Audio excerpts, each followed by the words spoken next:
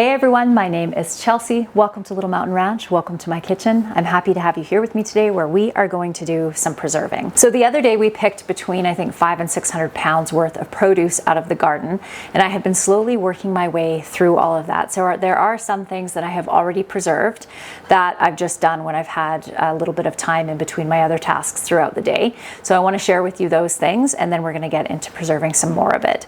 So the first thing that I did was I juiced the choke cherries that we picked. I got 1.5 quarts of juice, and I want to turn this into some choke cherry jelly. We did end up picking a bunch of the sea buckthorn, and it made the most beautiful orange looking juice. Isn't that gorgeous? So I haven't actually tried tasting it yet because it was really hot when it came out of the juicer, but it's been sitting in the fridge, so we're going to give that a taste.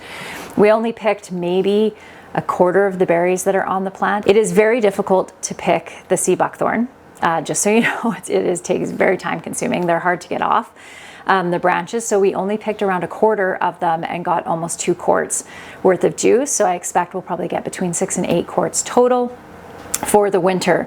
I'm actually going to be keeping this as juice. I'm just going to freeze it into ice cube trays and then drink it throughout the winter for vitamin C because it's really high in vitamin C. And what else did we do?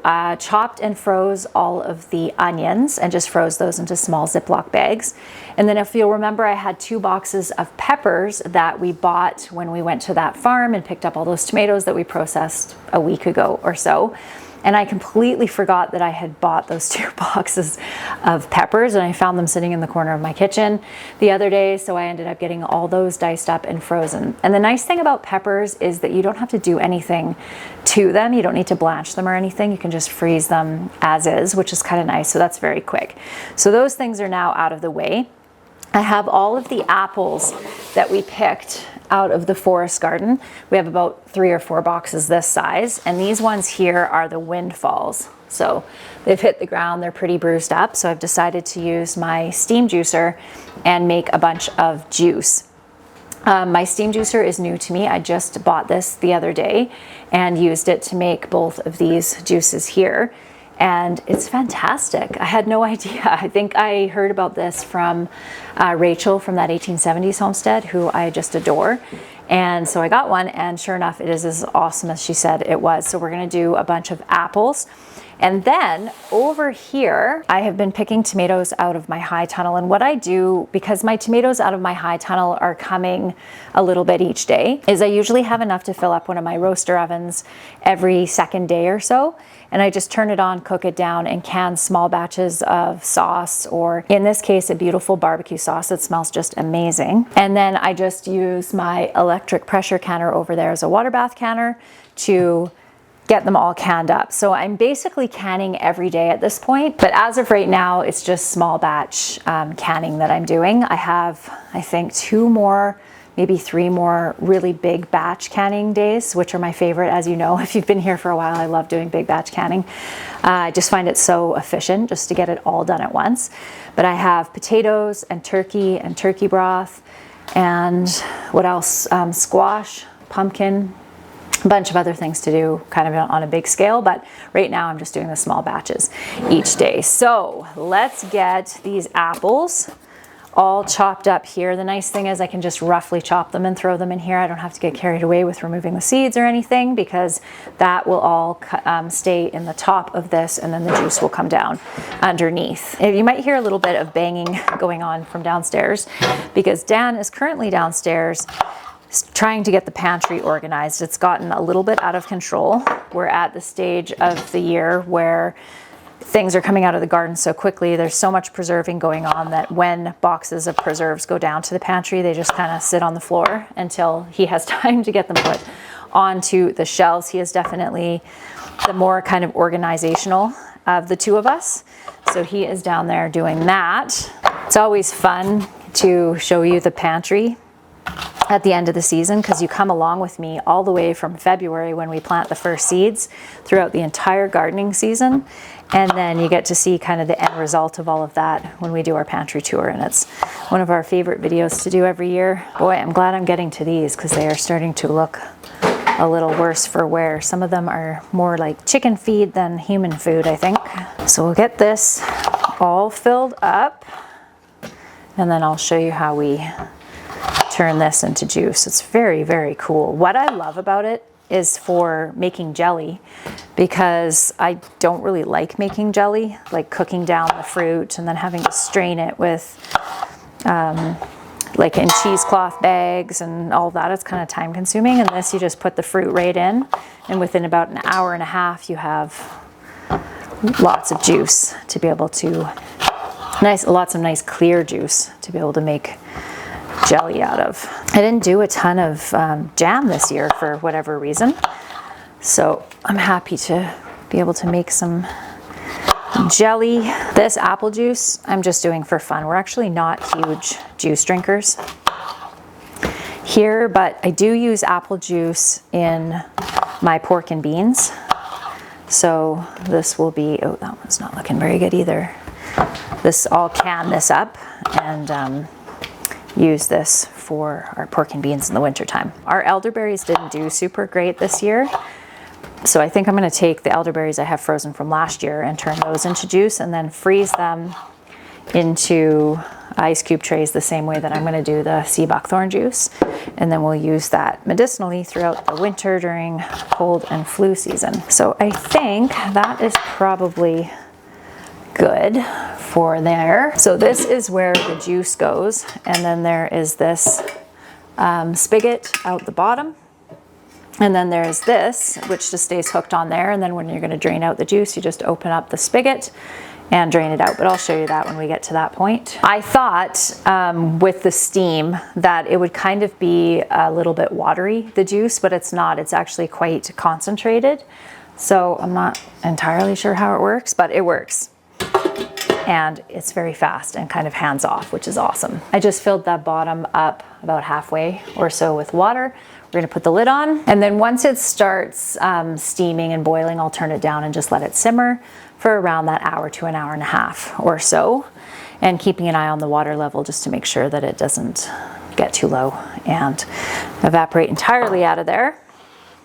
So we'll be able to do a couple of batches of juice. Do you know what we're not having to deal with at all this year is fruit flies. Normally fruit flies will be pretty bad the end of August and into September, especially because I have so much produce coming through the kitchen. I haven't even seen one this year, but the flies are just horrible. I don't know if you guys are dealing with a black fly issue where you are, but it's just awful. So now we are going to can up this beautiful barbecue sauce.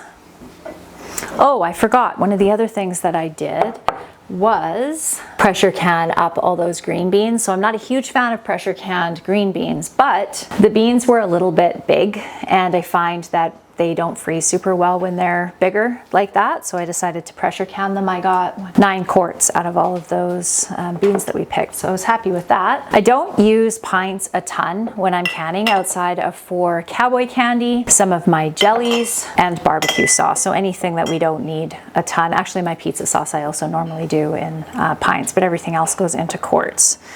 So let's grab our ladle and our funnel.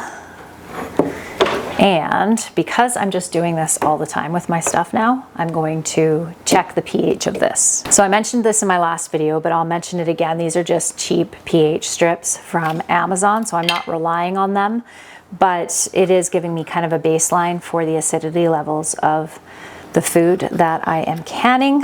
And it's fun and really educational for me. So these are homegrown tomatoes. I also have some onion in there, and then all of the seasonings and some vinegar. So we'll see what we have here. Looks like we are at 3.5 on the pH scale. So certainly within that safe realm. Remember, we want to be below 4.6. So we are definitely at the right acidity level and safe for water bath canning, which is great. So let's fill up our jars. This smells really, really good. So this is just kind of my own recipe, but I use the base recipe for barbecue sauce out of the Ball book. The only thing that I alter a little bit is the amount of seasonings in it, and I also add a little bit of brown sugar as well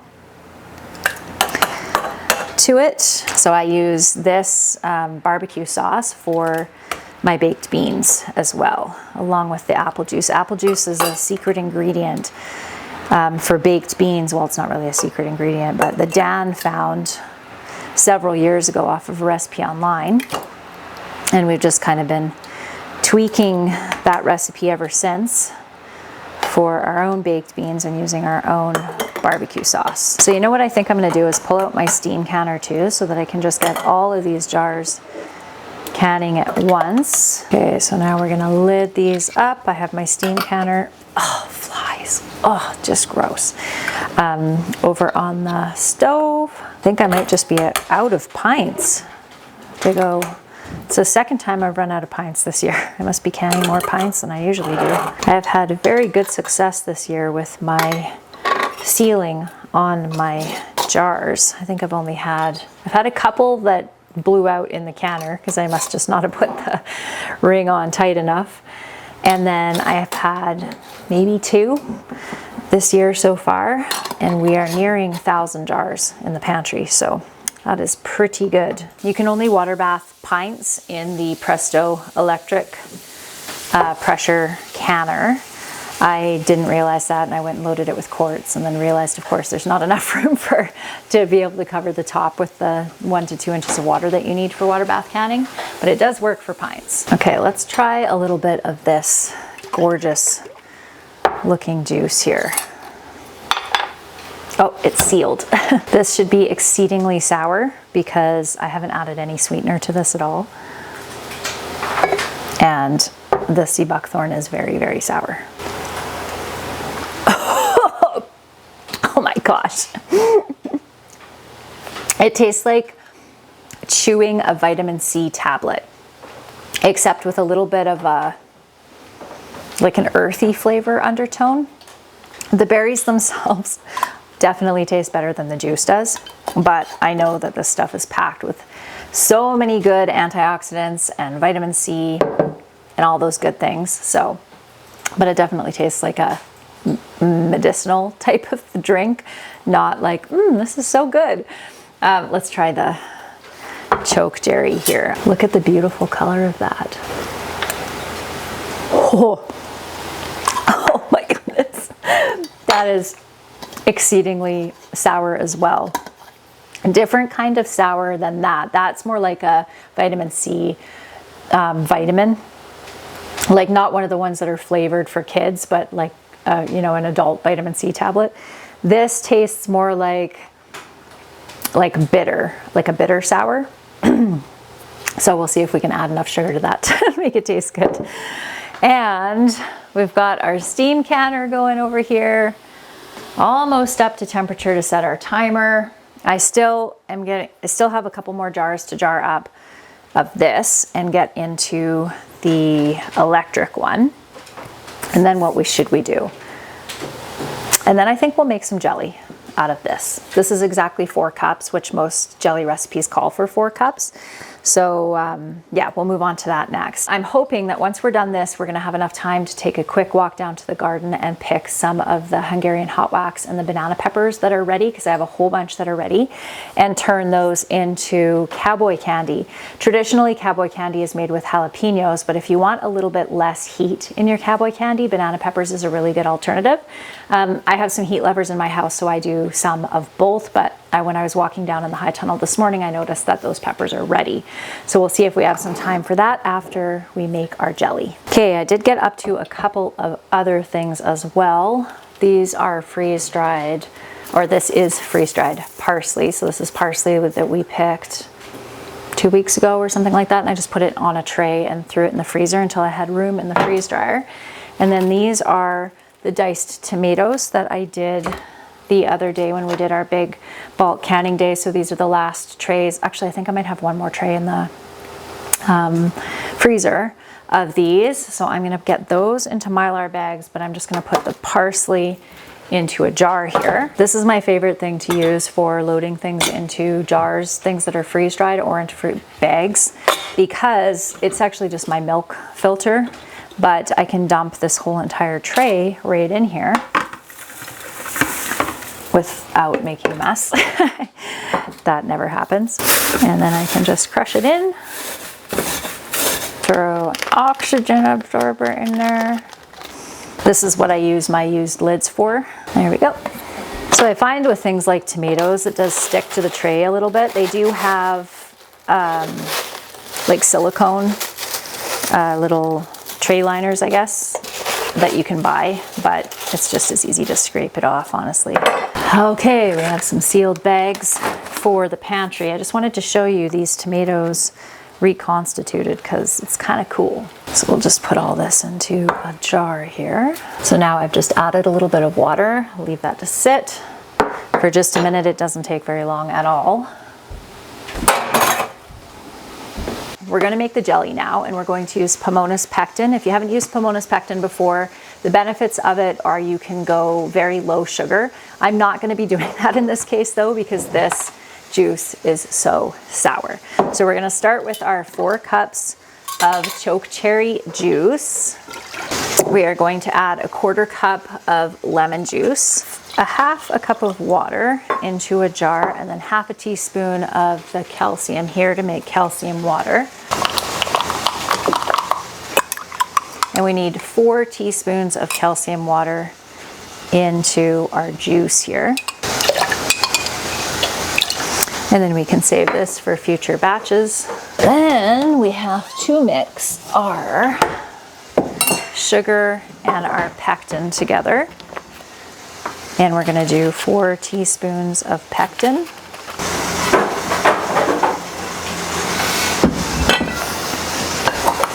And then we want to mix that pectin into the sugar really well. You can use honey with Pomona's pectin too, which is nice, and I've done it before. Okay, so now we want to bring this to a boil. We're going to add our sweetener and then boil it for 1 to 2 minutes and then put it in our jars. And we just have to wait for 9 minutes until our canner is done over there, because I had 3 extra jars that didn't fit into the first round of the barbecue sauce. So we'll wait till that's done and then we'll do the jelly. So our canner is done here. So I'm just going to take these off and push this back, and then we can make our jelly here on the stove, because we're going to use our steam canner for doing the jelly. And then we're going to give our apple juice a try now that it's cooled off. It's good. Tastes like apple juice. It's not super concentrated flavor, or yeah, I guess flavor, but it's perfectly fine. So I think I'm going to juice a lot of those apples down there, because we're not really eating a lot of applesauce. I realized the last couple of years, probably just because my kids are all older now. So I think I'll probably just juice most of them, and then we'll just eat the rest of them fresh. So now let's get our jelly over here on the stove, get that boiling. Okay, so here's our reconstituted tomatoes. So we'll give those a taste. It tastes pretty much just like a diced tomato. It is a little bit more acidic tasting, like a little bit more concentrated. You know what? You could totally make kind of a fresh salsa out of this texture, because it's very salsa-y texture. But that's good. That's the first time I've ever done that before, but I'm happy with it. I can taste the skins, because I had left the skins on those Roma tomatoes, because Roma tomatoes have a fairly thin skin, and the texture of the skin is a little bit more noticeable. So it might be a good idea to actually remove the skins for freeze drying, but it's completely edible like that. Okay, we've got some boiling action over here. Let's see if we can move this juicer out of the way just a smidge so you can see a little bit better. There we go.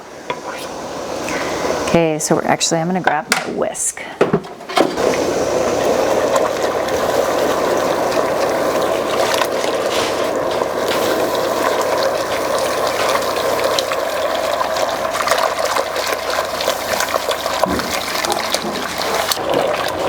Okay, let's just give this a little taste.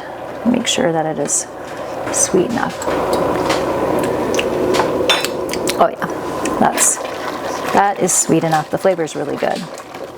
Actually, it's already jellying. I can taste the jelly action in my mouth for 2 minutes. Yeah, there we go.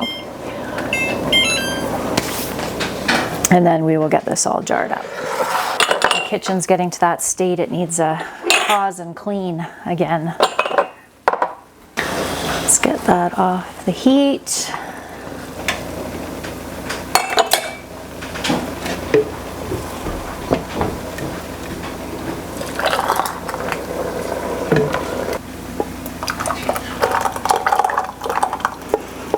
Alrighty.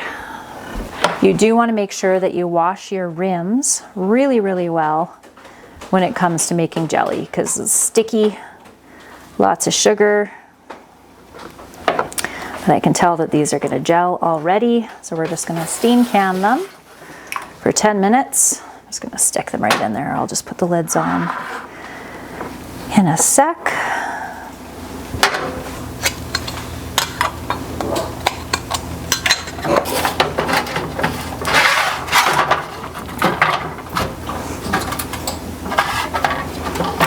Okay, so our pressure canner, acting as a water bath canner, is now done as well. So I'm going to take those out. We have the 10 minutes for those, and I think while those are canning, we're going to take a quick run down to the garden and grab our banana peppers. Oh my goodness, friends, it looks so beautiful. We are having the most gorgeous weather right now. I'm just soaking up every last minute of the summer garden. Just so gorgeous. I love this part right here of the garden right now. I just think it looks so pretty with the flowers in the background. I have a ton of tomatoes to pick in here too, but I don't have time for that right now. Just the peppers. Which way are we gonna go? Let's go down this way. Okay, so we have banana peppers right there. This whole plant has fallen down over there. Those ones are starting to turn orange over there. Oh my goodness. We have a lot to pick. Good grief.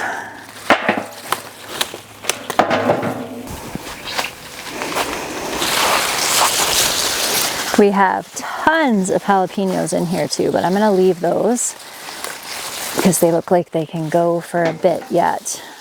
But my boys are going to be super happy, and Dan too, because they love jalapeno cowboy candy. Love, love, love it. My high tunnel does need a watering, but I'm going to wait until I have a chance to come and pick all these almost red tomatoes off of here, because I don't want to end up with cracking. Okay, yeah, we had a bunch more over here. Whole bunch in up here. That one's starting to turn. Look at all the jalapenos in there. Yay! Have a feeling it's going to be a good pepper year. Okay, that should do us for a small batch. I'm just getting started with chopping these. I was going to run them through the food processor, but it's just as fast for me at this point to just chop them up because there's not a ton. And I've tried them and they have almost no heat. Like, at least the hot wax peppers I figured would have a little bit of heat, because sometimes banana peppers can be really mild. But these have, even for me, and I have a baby tongue. Kitty! I have a baby tongue when it comes to heat, and these have, I can hardly taste the heat. So what I'm going to do is chop these up and then add some jalapenos to this too, so that I can have a little bit of heat, because I do want some heat.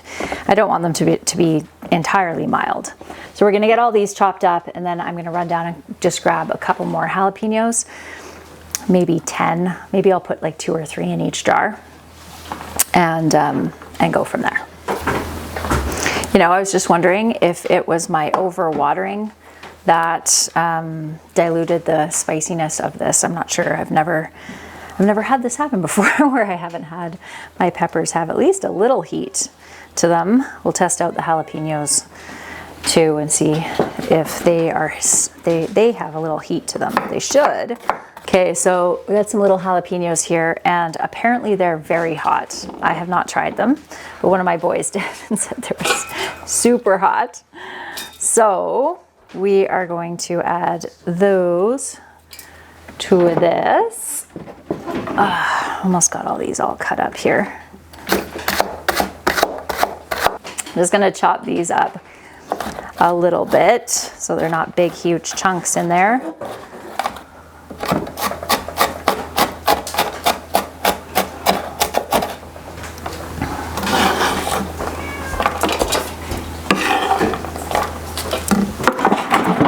Okay, got a few more here to chop up, and then we can get into making these. My kitchen has now hit other level mess, but I just want to get this last recipe done so I can be done for the day.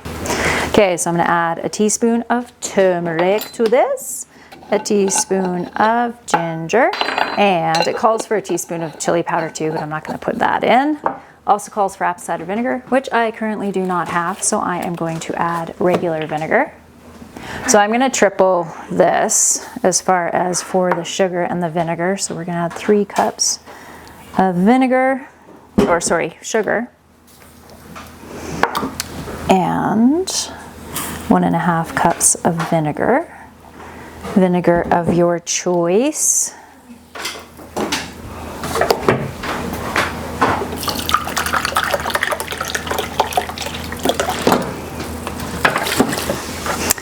And now we're just going to heat these up on the stove. And while that's heating up, I am definitely going to start taking care of some of this mess because, oh my goodness, it's other level. All right, friends, we have the canning all done over here. The apple juice is all jarred up.